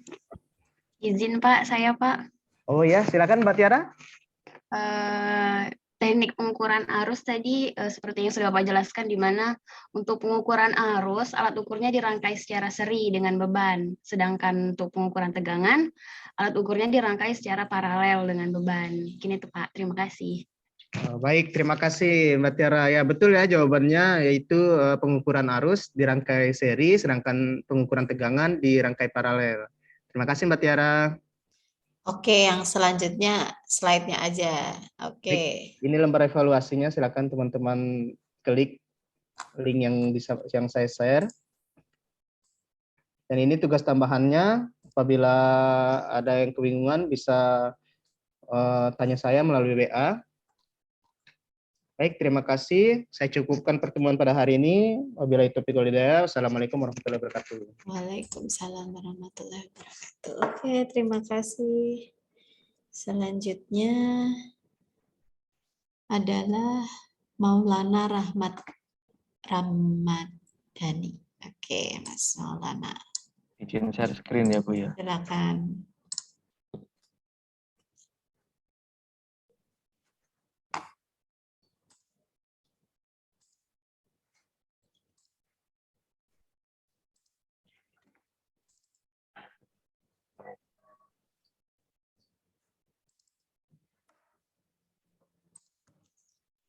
Ya, Assalamualaikum warahmatullahi wabarakatuh. Apakah sudah terlihat slide-nya? Sudah. Sebelumnya saya mau memperkenalkan diri, nama saya Maulana Rahmat Ramadhani dari UPT PLK Pasuruan. Saya lahir di Blitar, alamat tinggal saya sebenarnya dari Madiun, pendidikan saya S1 Teknik Elektro. Nah, berikut nomor HP atau nomor WA dan email saya. Nah, sebelum teman-teman melakukan kegiatan pada hari ini, alangkah baiknya melihat di sekitar teman-teman atau di bawah meja, di bawah kursi, apakah ada kabel yang terjulur yang ditakutkan nanti bisa melilit kaki saudara, dan mungkin ada air yang dekat dengan laptop bisa disingkirkan terlebih dahulu. Baik, untuk slide yang ketiga, sebelum kita memulai pelajaran pada hari ini, mungkin teman-teman pernah nggak mengalami mati lampu atau mati listrik ya? Nah, teman-teman biasanya apa yang dalam benak saat teman-teman kalau tiba-tiba listrik itu padam? Gelap, Pastinya Pak. ya gelap. Yang pertama kali dilihat pasti MCB-nya kan ya, atau ngetrip atau tidak di depannya. Nah, inilah yang akan kita bahas. Jadi judul yang akan kita angkat saat ini adalah prosedur dalam pemutusan aliran listrik. Berikut roadmap-nya. Jadi judul ini diangkat dari unit kompetensi memperbaiki kesalahan pada rangkaian listrik dasar dengan elemen kompetensi, yaitu mencari lokasi kesalahan atau kerusakan, kemudian kriteria unjuk kerjanya adalah peralatan diisolasi atau dimatikan dari power supply atau pemberi daya dengan benar. Kemudian judul yang diangkat adalah prosedur pemutusan aliran listrik. Jadi tujuan dan manfaatnya kita mempelajari materi kali ini adalah yaitu peserta dapat menjelaskan cara mengisolasi peralatan dari sumber daya dengan benar. Dan manfaatnya, teman-teman bisa mengaplikasikannya secara langsung bagaimana cara mengisolasi dan mematikan peralatan dari sumber daya dengan prosedur yang benar. Baik, kita masuk ke materi. Yang pertama, kita akan apa sih tujuannya kita memutus aliran listrik. Jadi ketika kita melakukan perbaikan instalasi listrik, kita harus mematikan arus listrik dengan cara mematikan MCB atau memutus rangkaian. Nah, tujuannya yang pertama adalah agar instalatir listrik tidak terkena listrik secara langsung, dan yang kedua adalah untuk mengamankan peralatan dan alat ukur yang kita gunakan. Kemudian peralatan keselamatan kerja yang wajib kita lakukan peralatan keselamatan kerja yang wajib kita pakai adalah pertama adalah pakaian kerja, safety shoes, helm, sarung tangan, kacamata, dan masker. Nah, ini adalah prosedur untuk mematikan aliran listrik. Mungkin bagi teman-teman yang sudah tahu listrik mendalam ini seakan sepele, tapi ini sangat penting. Jadi yang pertama kita wajib merencanakan apa yang akan kita lakukan dalam pekerjaan dalam memperbaiki instalasi listrik. Kemudian yang kedua adalah menurunkan pemutus sirkuitnya, yaitu MCB. Tapi MCB di sini teman-teman harus melihat beban mana yang akan dimatikan, kan karena dalam satu PHB kan terdapat beberapa MCB. Jangan sampai kita mematikan MCB yang salah. Yang ketiga, kita harus menggantung tanda bahaya seperti contoh awas diperbaiki, sedang diperbaiki, agar memberikan informasi kepada orang lain agar ketika kita memperbaiki listrik kita tidak tersengat listrik ketika ada orang lain yang menaikkan MCB karena tidak tahu akan informasi tersebut. Yang keempat, kita wajib memeriksa alatnya. Nah, untuk sampai di sini ada yang ditanyakan atau ada yang kurang jelas? Mungkin Mas Asar. Jelas, Pak. Cukup jelas ya. Oke. Baiklah, kalau gitu sampai dalam kesimpulan. Jadi kesimpulan yang bisa diambil adalah pemutusan aliran listrik itu wajib atau harus dilakukan. Tujuannya untuk mencegah terjadinya kecelakaan dan mengamankan manusianya maupun peralatannya. Kemudian peralatan keselamatan kerja wajib dipakai untuk meminimalisir kalau terjadi suatu kejadian yang tidak kita kehendaki. Kemudian prosedur untuk memutus aliran listrik harus dilakukan seperti tahapan-tahapan sebelumnya untuk menghindari kecelakaan kerja tersebut. Nah, untuk ini ada soal ya. Jadi ini ada sebuah rangkaian sederhana dalam instalasi listrik. Mungkin ada yang bisa menjawab di mana letak bagian pemutus aliran listrik dalam gambar tersebut. Izin menjawab, Pak. Oh iya, Mbak Wina. Nah, itu yang di kiri atas yang MCB, Pak. Oh ya, betul sekali. Jadi untuk mematikan listrik, aliran listrik ya agar tidak instalator tersengat langsung listrik dengan cara mematikan MCB.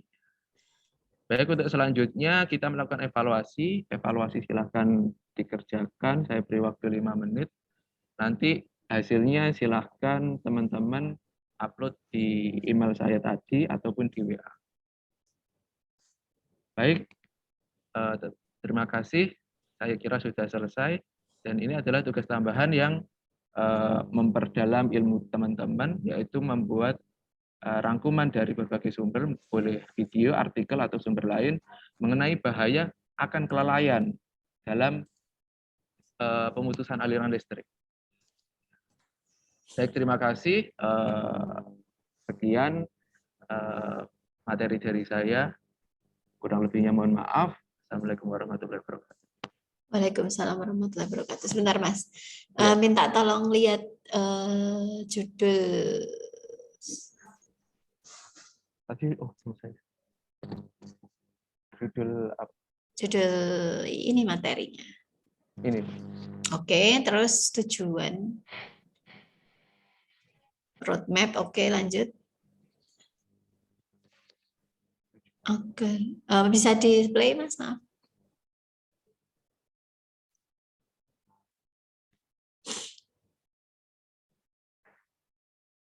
Oke.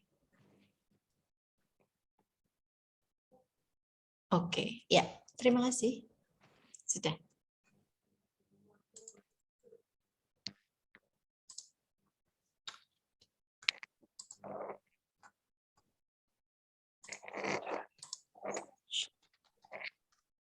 Selanjutnya, Muhammad Asad.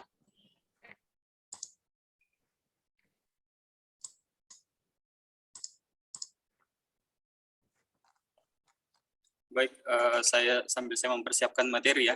Apakah suara saya kedengaran, teman-teman? Kedengaran, Pak. Terdengar. Terdengar jelas. Baik, jika kedengaran, terima kasih ya. Baik, sebelum kita memulai materi kita pada hari ini ya, alangkah baiknya kita berdoa menurut agama dan kepercayaan kita masing-masing. Berdoa dipersilahkan. Selesai. Baik, teman-teman, karena hari ini merupakan hari pertama saya ya, bertemu dengan teman-teman, saya akan memperkenalkan diri. Berikut biodata saya, nama saya Muhammad Ashar, saya lahir di Sinjai 3 Mei 94, alamat dan instansi saya di BPVP Ternate, Balai Pelatihan Vokasi dan Produktivitas Ternate. Untuk kontak bisa dilihat ada nomor HP, sekaligus WhatsApp, kemudian ada email. Jika teman-teman nantinya ada pertanyaan ataupun ada keperluan, bisa menghubungi kontak saya. Kemudian, teman-teman, sebelum kita masuk ke materi ya, kita absensi terlebih dahulu. Ya, apakah di kelas ini sudah hadir semua? Sudah, Pak. Sudah hadir semua. Jika sudah hadir semua, kita masuk ke materi ya. Nah, sebelum saya lanjut lebih jauh nih, apakah slide-nya sudah jelas, teman-teman? Bisa dibaca ya? Setiap Bisa. sebelum kita masuk ke materi, kita ada safety induction dulu ya. dan aturan di dalam pertemuan kita kali ini. Yang pertama yaitu area sekitar teman-teman. Pastikan semua rapi, tidak ada barang-barang yang mengganggu. Pastikan posisi duduk teman-teman serileks mungkin. Kemudian cas laptop nih yang paling perlu nih dipersiapkan, jangan sampai lowbat nantinya. Kemudian jangan ada yang tidur ya saat materi, diharapkan jangan ada yang tidur. Melakukan aktivitas lain seperti main HP dan sebagainya. Saya harap tidak ada yang seperti itu. Kemudian menerapkan protokol kesehatan ya. Kalau masih di rumah masing-masing ya masih bebas lah, masih cukup dengan mencuci tangan teman-teman ya. Kemudian teman-teman saya juga perlu sampaikan teman-teman ya, di dalam pertemuan kita kali ini, jika ada pertanyaan nantinya silahkan langsung diinterupsi saja ya. Silahkan raise hand boleh, kemudian langsung ajukan open mic boleh jika nantinya ada pertanyaan. Oke, sebelum masuk ke materi kita ada persepsi dulu ya. Nah, kita persepsi menurut pemahaman teman-teman kira-kira apa ya yang maksud dari gambar ini. Nah, saya jelaskan ya. Gambar dari sini yang pertama itu dari topi itu pelindung ya atau proteksi. Kemudian ada penangkal petir yang dipegang. Kemudian dari pemumian. Nah, kaitannya dengan materi kita pada hari ini yaitu peralatan sistem proteksi, penangkal petir, dan pentanahan pembangkit EBT. Yaitu unit kompetensinya itu memasang sistem proteksi pembangkit EBT. Kode unitnya D35 EBT 1500991. Baik kita lanjut teman-teman ya. Untuk materi kali ini ya, program ini dihasilkan dari TNA ya, sebelumnya pernah dilakukan. Kemudian dihasilkan sebuah program pelatihan yang mana dalamnya terdapat unit kompetensi, elemen kompetensi, kriteria unjuk kerja sehingga materi ini terbentuk yaitu peralatan sistem proteksi, penangkal petir, dan pentanahan pembangkit EBT. Nah, masuk ke sistem proteksi kita ke materi teman-teman ya. Sistem proteksi adalah suatu sistem pengaman terhadap peralatan kelistrikan yang diakibatkan adanya gangguan teknis. Gangguan teknis ini misalnya short circuit atau terjadi gangguan-gangguan lain, kemudian gangguan alam, bisa jadi petir, kemudian kesalahan operasi dan penyebab lainnya. Nah, yang termasuk di sini dalam peralatan sistem proteksi pembangkit EBT di sini, diantaranya itu fuse, MCB, SPD, penangkal petir, dan pentanahan. Nanti kita akan bahas satu-satu teman-teman ya. Sebelum lanjut, apakah ada pertanyaan? Maaf Pak, slide-nya nggak jalan. Slide-nya nge-freeze ya Pak? Oh, nge-freeze ya? Sorry ya.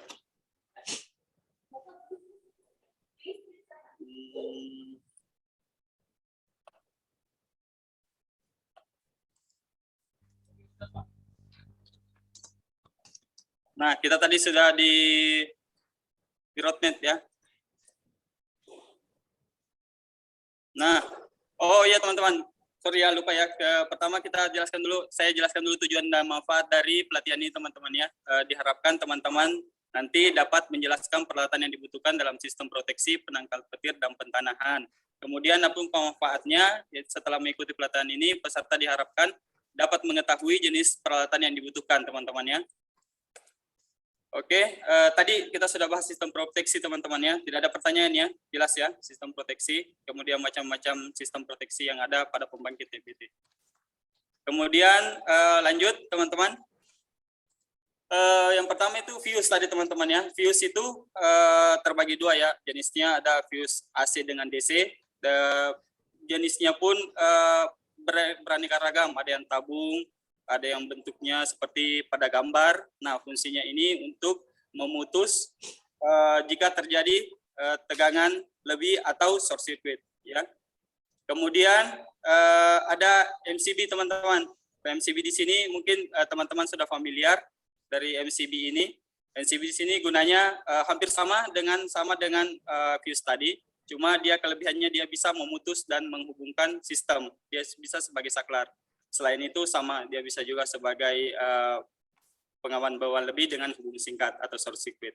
Nah, yang ketiga ada SPD teman-teman atau Short Protective Device. Nah, ini yang penting teman-teman saat melakukan perancangan sistem proteksi di unit pembangkit EBT ini yang perlu karena EBT ini kan atau taruhlah PLTS ini kan ditempatkan di area ketinggian atau di ruang terbuka teman-temannya, jadi perlu ada pelindung dari sambaran petir. Bisa dilihat dari gambar bagaimana pengawatannya, kemudian bentuk dari SPD itu sendiri teman-teman. Baik, sebelum lanjut ada yang mau bertanya? Ya ada Pak. Jelas ya? Baik. Kemudian kita masuk di penangkal petir atau pentanahan. Nah, penangkal petir atau pentanahan itu ada beberapa yang terdiri dari elektroda petir. Elektroda petir ini biasanya kalau teman-teman jalan-jalan di pemukiman atau di atau di bangunan atau instansi biasanya ada ya di atas di atap atau dia berbentuk menara, ujungnya seperti ini disebut elektroda petir. Kemudian di elektroda petir itu terdapat kawat penghantar atau kawat bisi ya, untuk menyambungkan elektroda petir ini ke pembumian. Kemudian ada elektroda pembumian teman-teman. Elektroda pembumian ini jenisnya ada beberapa, terbagi atas 3 ya, jenis batang, kemudian ada plat, kemudian ada pita. Ini tergantung penggunaannya nantinya. Nanti akan saya jelaskan lebih lanjut di pertemuan berikutnya teman-teman. Sebelum itu ada yang mau bertanya teman-teman? Jelas ya masalah peralatan-peralatan sistem proteksi teman-teman ya? Jelas Pak. Jelas Pak, jelas. Kalau tidak ada yang bertanya, kita masuk di kesimpulan teman-teman ya. Yang pertama, sistem proteksi itu adalah suatu sistem pengaman terhadap peralatan listrik yang dikabarkan adanya gangguan teknis tadi ya. Kemudian gangguan alam, kesalahan operasi, dan penyebab lainnya.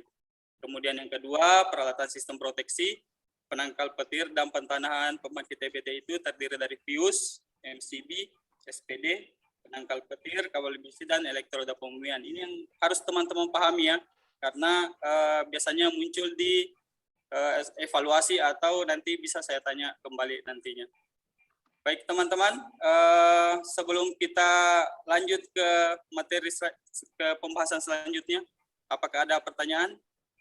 Oke, sudah mau 8 menit. Oke. Apakah ada tambahan, evaluasi, tugas tambahan, dan terima kasih.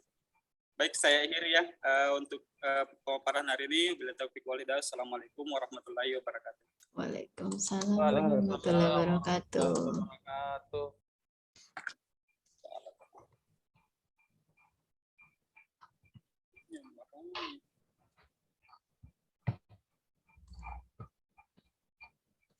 Oke, sebentar ya.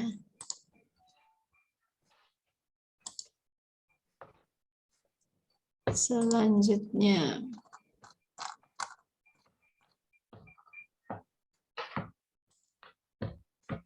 Sebentar, maaf.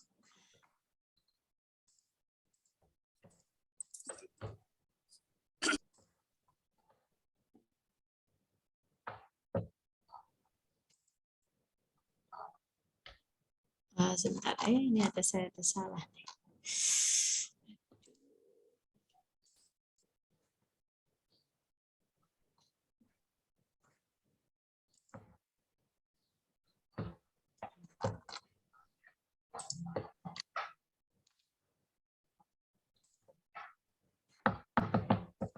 Bentar ya, sambil menunggu siap-siap ini, siapa terakhir ini? Muhammad Zulfikar, sebentar ya. Jangan mulai dulu, siap-siap dulu. Saya ada yang keliru.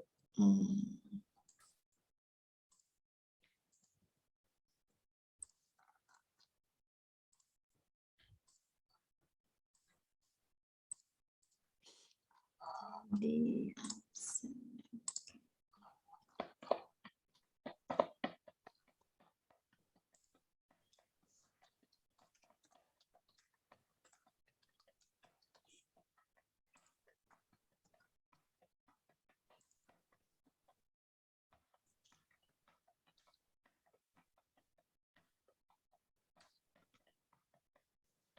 Oke, bisa dimulai untuk yang terakhir. Silakan. Terima kasih. Sebelumnya saya ingin, apakah tidak berisik Bu? Soalnya enggak, lagi bunyi. Enggak. Suaranya mungkin agak diperkeras aja, jadi biar kalah itunya. Teman-teman sebelumnya apakah share screen-nya udah muncul? Sudah. Sudah. Oh, ya. Ya, bismillahirrahmanirrahim. Assalamualaikum warahmatullahi wabarakatuh. Waalaikumsalam warahmatullahi wabarakatuh. Ya teman-teman, sebelum kita memulai pembelajaran kali ini, sebaiknya kita berdoa terlebih dahulu menurut agama dan kepercayaan kita. Berdoa dimulai. Selesai. Ya, perkenalkan teman-teman, nama saya Muhammad Zulfikar Ismail, lahir di Kolaka Timur, 23 Mei 1994, alamat saat ini di Kota Sorong, instansi BPPP Sorong. Nah, apabila ada teman-teman yang ingin menanyakan terkait materi atau di luar materi, dapat menghubungi saya di nomor HP dan email yang tertera. Ya, selanjutnya saya ingin menanyakan kepada ketua kelas, apakah hari ini ada yang tidak hadir? Hadir semua, Pak. Oke, baik ya, hadir semua. Ya, teman-teman, tetap patuhi protokol kesehatan ya, utamanya di ruang kerja teman-teman. Tetap perhatikan K3, perhatikan kabel-kabel chargeran apakah tetap aman. Dan pada kelas ini, adapun aturan-aturannya, teman-teman tidak boleh menggunakan handphone dan merokok ataupun tidur ya teman-teman. Ya, selanjutnya saya akan memperlihatkan gambar pada slide. Kira-kira teman-teman ada yang bisa menjelaskan nggak maksud dari gambar tersebut? Ya, di sini teman-teman ya, ada panel surya dan ada matahari. Di mana sekarang energi terbarukan merupakan salah satu energi terbarukan yaitu PLTS, pembangkit listrik tenaga surya, yang mana energi matahari yang diserap oleh modul fotovoltaik akan dikonversi menjadi energi listrik. Sesuai dengan pembahasan kita pada kali ini dengan judul Modul Fotovoltaik pada Komponen Utama PLTS Off-Grid. Pada unit kompetensi memasang instalasi listrik pembangkit tenaga surya tipe off-grid. Adapun roadmap pada pembelajaran kali ini mulai dari analisis kebutuhan pelatihan, pemanfaatan energi cahaya matahari, hingga pada judul micro teaching kita, modul fotovoltaik pada komponen utama PLTS off-grid. Ya, kita masuk ke tujuan pembelajaran kali ini. Teman-teman dapat menjelaskan fungsi dan struktur modul fotovoltaik, menjelaskan langkah-langkah yang harus diperhatikan ketika memilih modul fotovoltaik, menjelaskan prinsip kerja serta jenis-jenis modul fotovoltaik. Kemudian manfaat dari pembelajaran ini, setelah mempelajari ini, teman-teman mampu mempersiapkan dan mengidentifikasi jenis modul fotovoltaik apa yang digunakan pada saat pemasangan instalasi PLTS sesuai dengan gambar kerja dan SOP.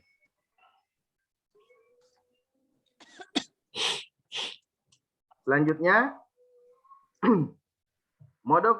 modul fotovoltaik adalah rangkaian beberapa sel fotovoltaik yang terhubung secara seri, di mana berfungsi mengubah radiasi sinar matahari menjadi energi listrik sehingga dapat menghasilkan daya yang mampu mengoperasikan elektronik melalui proses fotoelektrik. Nah, energi listrik ini yang dihasilkan energi listrik DC ya. Ya, sebelum masuk ke materi selanjutnya, apakah ada pertanyaan teman-teman? Lanjut, Pak. Oke, kita lanjut ya. Struktur modul fotovoltaik. Nah, struktur modul fotovoltaik itu ada bingkai yang berfungsi untuk menghindari korosi, kaca pelindung yang dapat melindungi sel fotovoltaik, enkapsulasi, dapat mengisolasi tegangan dari sel fotovoltaik dengan bagian modul lainnya. Kemudian ada sel fotovoltaik yang menangkap sinar energi matahari dan mengubahnya menjadi energi listrik DC. Kemudian ada lembar insulasi untuk melindungi secara elektrik sel-sel dari kelembapan dan cuaca, dan ada namanya kontak penghubung sebagai terminal penghubung antara serangkaian sel fotovoltaik ke beban. Ya, selanjutnya langkah-langkah yang harus diperhatikan dalam memilih modul fotovoltaik. Yang pertama yaitu teman-teman harus menggunakan modul fotovoltaik dengan efisiensi yang lebih besar dari 15%. Dengan pertimbangan apabila kita menggunakan modul fotovoltaik dengan efisiensi 15% akan meminimalkan penggunaan lahan. Jadi area pemasangannya itu menjadi sempit. Yang kedua, cek toleransi daya modul fotovoltaik harus kurang dari 2,5%. Nah, informasi ini kita dapat lihat dari label kinerja modul fotovoltaik yang tertera pada belakang modul fotovoltaik tersebut. Nah, adapun modul fotovoltaik yang digunakan di Indonesia yaitu ada dua jenis yang pada umumnya digunakan dengan kapasitas 50 watt peak dan 100 watt peak. Selanjutnya cek kapasitas pada modul fotovoltaik. Kemudian perhatikan rangka modul fotovoltaik harus tahan terhadap korosi. Ya, apakah ada pertanyaan teman-teman? Ya, lanjut ya. Berikutnya cara kerja modul fotovoltaik. Cara kerjanya yaitu medan listrik terbentuk saat matahari menyinari fotovoltaik. Jadi pada saat matahari menyinari area fotovoltaik ini, maka medan listrik akan terbentuk.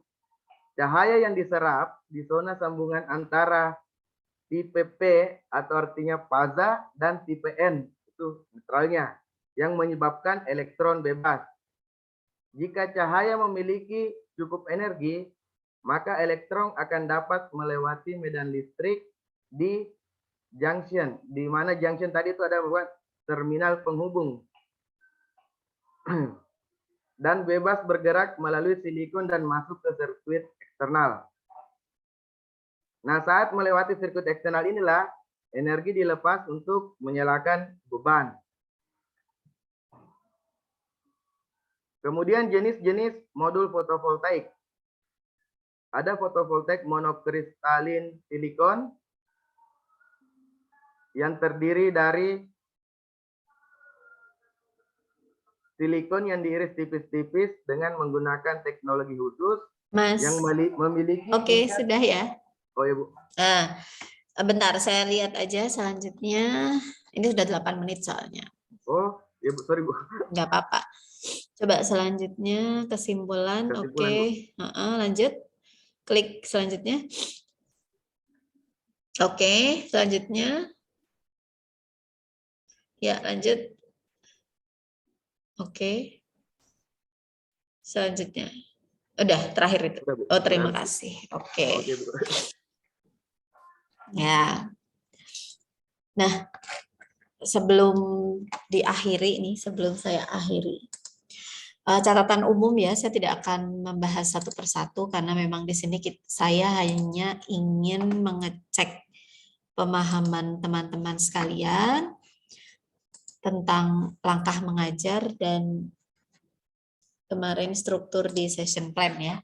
Alhamdulillah sih kalau untuk tampil di online nih udah pada bisa lah ya, canggih. Udah bisa mengajar online gitu ya. Nanti kalaupun ada pelatihan online itu sudah tidak masalah, itu yang pertama. Kalau secara penampilan, tetapi paling karena kita sedang proses belajar, ada hal-hal nanti yang memang kalau masalah waktu sih ini saya maklum ya, karena memang waktunya sangat singkat sekarang ini, karena saya hanya ingin melihat langkah-langkahnya. Untuk pemenuhan 4 langkah mengajar secara umum masih sudah baik, tinggal nanti ditingkatkan kurang-kurang sedikitnya. Karena nanti ketika teman-teman datang ke BLK ke BPPVP Serang ya. BLK Serang itu kita akan persiapan untuk UJK tentu saja. Di mana uji kompetensi itu nanti teman-teman dinilai bukan dari instruktur dan bukan dari saya, bukan dari Pak Budi, tetapi dari asesor yang lain gitu ya, yang tidak mengajar. Jadi nanti kita akan mempersiapkan lebih gitu ya, sehingga nanti meminimalisir kekurangan menurut asesor kan gitu ya. Jadi nanti yang kita persiapkan di offline. Jadi saya harap apa yang sudah dibuat ini nanti paling dikembangkan. Ini kan karena mungkin nyiapinnya cuma 7 menit, tetapi ketika offline nanti kan 20 menit ya biasanya. Nah, itu nanti berarti dikembangkan. Yang sudah banyak berarti tinggal dicek-cek lagi seperti apa nanti untuk persiapan. Jadi mungkin teman-teman datang ke sini tuh udah siap minimal ya. Jadi tinggal revisi dan lain sebagainya. Sudah ada gambaran saya kira-kiranya tugasnya di sana ngapain gitu ya. Dari jadwal yang sudah ada, jadi gambarannya sudah ada teman-teman. Tugasnya berarti seperti ini untuk praktek mengajar yang durasinya cukup panjang. Jadi kalau teman-teman belum menguasai itu sangat disayangkan. Kalau sekarang mungkin masih oke, tetapi nanti ketika sudah datang ke sini berarti teman-teman sudah mahir micro teaching gitu ya. Oke, tinggal nanti ada makro atau seperti apa nanti memang menunggu juknis dari Intala. Nah, paling teman-teman itu saya harap terutama untuk yang besok itu silakan diperhatikan kembali untuk penyusunan tujuan. Nah itu kayaknya tadi masih ada beberapa yang beda-beda tuh. Ada yang betul, ada yang salah persepsi, ada yang masih seperti lesson. Nah itu terutama yang belum maju, coba dicek-cek lagi aturan untuk perumusan tujuan kita di sini karena ranahnya teori atau pengetahuan. Nah, itu saja yang diperhatikan. Oke, besok insya Allah kita bisa 8.15 lah ya. Semoga tidak ada halangan. Nanti kan download, kalau saya downloadnya pagi karena teman-teman kan batas waktunya sampai malam gitu ya. Jadi nggak fair kalau kemarin saya download. Jadi makanya saya download pagi. Kalau untuk yang besok berarti kan udah dikumpulkan semua. Nah, sebelum saya akhiri, mungkin kita kayaknya tadi belum screenshot nih, nanti aku lupa. Siap-siap dulu ya.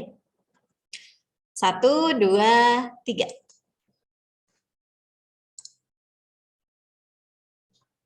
Oke.